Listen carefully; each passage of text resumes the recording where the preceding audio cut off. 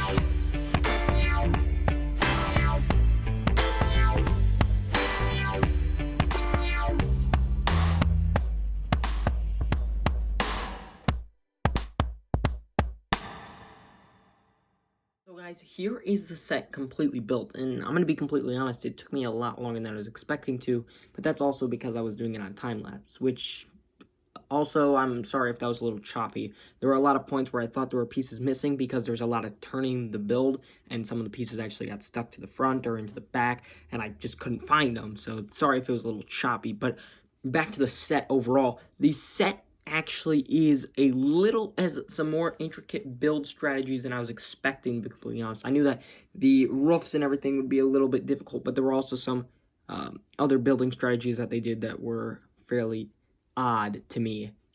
So first, let's just take a look at the minifigures, and our first minifigure is the father figure, and he is looking pretty good. I really like his mustache. I like that we get the gingerbread in general in this set. He looks really good. One thing I do wish was on both of these was some leg printing, because, well, it's kind of sad that it's not. And also something I noticed is the dots you can hardly see them, and I don't know if you guys will be able to or not, but there are dots scattered across the entire figure, and there are none on the back, which is a little bit disappointing. The baby figure actually comes on a 2x1, and it is a pretty cute build. However, I do wish they used the baby piece actually to do this, because it is just a little bit odd to have a baby with the figures, but not actually a figure. The mother figure is also very cool. I really like the use of the skirt piece, and overall, again, just a very good figure. And I keep blocking the light, but yeah, overall, a very good figure. And I'm pretty happy with all of these. I mean, they're not horrible because they're missing dots. They're good. I like them. I like them a lot. They are very unique, and I'm happy that gingerbreads are not just an exclusive anymore. So moving on to the smaller builds, we've got some presents, which I'm a little bit disappointed with. This one is kind of odd with the pretzel on it. I don't know what that is. I'm not a huge fan of it. Get that out of here. This one here kind of looks like a purse, so I guess it works, but still get it out of here. We don't need them in the way. This one is odd. I don't get why they used this in general. It's just kind of weird to me, and I don't know. It's just odd to me. Odd to me. I don't really feel it. And Lego did it again. Yep, look at that. This whole bottom of the present twist, and I mean, I'm good with the heart. I'm good with the colors of pretty much all of these, but they're just presents. They're boring. They're simple. Whatever. The train, though, is something I'm a little bit disappointed with, especially for the set. I'm just going to turn the light a little bit so that we can get a little bit better look at this. The front here looks really absurd and kind of odd, especially for Lego. I don't think Lego ever has actually done a train that looks like this. It started out as a good build, and then they added this thing to it. Overall, I think that the smaller builds in general just aren't that great for this set. I didn't notice it on the box, but yeah. The truck is fine. I really like it, actually. It's cute. It's good. It works well. It's fine. But it is a lot better than the other small builds that we have. But speaking of good builds, the rocking horse is also really nice. The problem with it is that no minifigure would fit on that. So if you had like a kid minifigure, it even wouldn't fit on there. So I don't really get what scale it is. I guess it's just supposed to be decoration. But, I mean, it's cute. I like the build strategy that they did. Awesome. Cool. And then for the actual stroller here that I've put the baby figure in, which fits perfectly fine. I do like it. I like the colors and everything, but I don't like that it doesn't actually have wheels. Like, I mean, it's fine. It looks cool. It looks like it fits into the theme better, but I'm just not a huge fan that it's not actually wheels. And then the snowblower is probably my favorite small little thing that they added onto this. Looks really cool. I have not seen a snowblower look like this in Lego before, and it is cool. I like it. I don't have really any complaints about this. Let's just get the minifigures out of the way, and then the tree. The tree is also very good. I haven't actually seen them use these pieces on the top here for the star before, which I don't know how I feel about it because you do have all that extra tan on the back, but I think the star overall looks cool, except as long as you just don't look at the back. And the tree building strategy is kind of the same as they've always done, and I'm really happy with it. I really like the tree. It looks really good. But moving on to the actual build of the set, man, that took way too long to get to this. It is a lot smaller, like, width-wise, than I was expecting. It's a lot closer together than I was expecting, but that's cool.